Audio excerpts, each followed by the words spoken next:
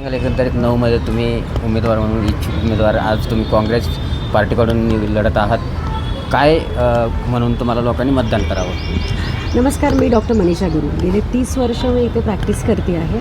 50 वर्षाचं आमचं वास्तव्य आहे वास्तुउद्योग आणि ह्या आपल्या 9 नंबर प्रभागामध्ये. तर माझं जे विजन आहे की मला असं वाटतं की प्रभागाला आपल्याला फक्त विकास न करता किंवा वॉटर मीटर गटरच्या पलीकडे देखील नगरसेवकांची जी कामं आहेत त्या नगरसेवकांच्या कामावर आपण जास्तीत जास्त आपण ह्या वेळेला लक्ष देणार आहोत.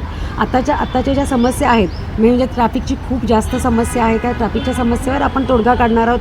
अर्बन ह्याच्या नावाखाली अर्बन शहर किंवा अर्बन स्ट्रीटच्या नावाखाली जे काय आता रस्त्याचं अरुंदीकरण केलं आहे, अनधिकृत बांधकाम म्हणा, जे काय आता रिडेव्हलपमेंटचे जे आता राडोडा सुरू आहे त्यामुळे सगळे रस्ते अरुंद झालेले आहेत आणि त्यामुळे ट्रॅफिकची समस्या, संध्याकाळी जो कंटिन्युअस हॉर्नने जे ध्वनी प्रदूषण होतं त्या प्रदूषणावर आपण काय करू शकतो, उपाय काय देऊ शकतो. मग आपण एक वॉकिंग प्लाझा करू शकतो त्या भागामध्ये किंवा आपण नो पार्किंग झोन करू शकतो. हॉकर झोनसाठी आपण व्यवस्थित त्यांना वेगळी जागा देऊ शकतो जेणेकरून ते लोकांना अडथळा होणार नाही. अशा पद्धतीनं आपण नवीन त्याच्यामध्ये इम्प्रूव्हमेंट, आपण फीडर बस सेवा चालू करायचा प्रयत्न करू आणि फीडर बस सेवा ही खूप उपयोगी येईल कारण मेट्रोची कनेक्टिव्हिटी त्याला होईल. त्यामुळे आपल्या सर्वसामान्य सगळ्या आणि 9 नंबर प्रभाग असा आहे की तो तिथे सगळ्या प्रकारचे लोक आहेत म्हणजे अगदी उच्च मध्यमवर्गीय झोपडपट्टी आहेत. तर झोपडपट्ट्यांसाठी पण या सगळ्यामध्ये जर आपण या समस्यांवर जर विचार केला तर नक्कीच तोडगा निघू शकतो. आणि युवकांना मी सांगेल व्यसनमुक्तीवर आम्ही नक्कीच काम करणार आहोत. आत्ता जरी राजकारणात आपल्याला दिसतं की बाटली आणि बिर्याणी अशी दिली जाते, तर ज्या प्रकारे कुठली संस्कृती आपण देतो त्याच्यामुळे बेरोजगारी वाढतेच आहे. तर व्यसनमुक्तीवर काम करून नक्कीच त्याचा उपयोग तरुणांना होणार आहे, तरुणांना रोजगार मिळणार आहे. आणि आत्ता जी लाडकी बहीण ही योजनावर आता त्यांनी काय केलं की 3 महिना लाडकी बहिणीचं त्यांनी हे दिली नाही आहे आणि त्याबरोबर निवडणुकीच्या एक 3-4 दिवस आधी ते 3 महिन्याचं लाडकी बहिणी योजनेचं टाकतील. मला सगळ्या महिलांना आव्हान करायचं की हे सगळे पैसे कुठून येतात. सामाजिक न्याय विभागातनं हे पैसे आपल्याकडे डायव्हर्ट केले जातात. सामाजिक न्याय विभाग हा आपल्या सगळ्या तरुणांना शिक्षणासाठी आपल्या सगळ्या मागासवर्गीयांच्या ह्याच्यातनं आलेला आहे. तर त्यासाठी तुमच्या लक्षात आलं पाहिजे की तुमचाच घास काढून तुमच्या म्हणजे एक भाकरीचा तुकडा काढून तुम्हाला दिलेला आहे हे तुम्ही लक्षात घ्या.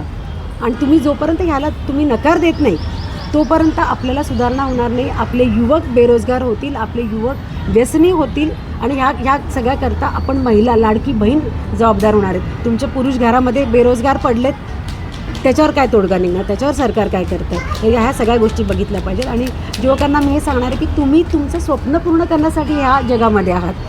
तुम्ही दुसऱ्यांचं स्वप्न पूर्ण करण्यासाठी नाहीत. कोणाला वाटते तुम्हाला कोणी मसिहा येणार आहे आणि तुमचं दुःख दूर करणार आहे, असं नाही होणार आहे.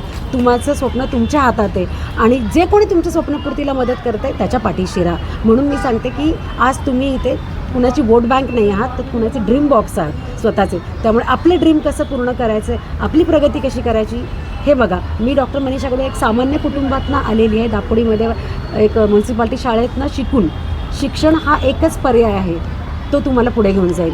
Education is a surest, safest and easiest way towards a success.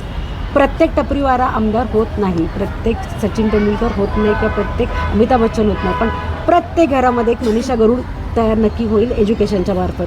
त्यामुळे हे मी लोकांपर्यंत घेऊन जाणार आहे.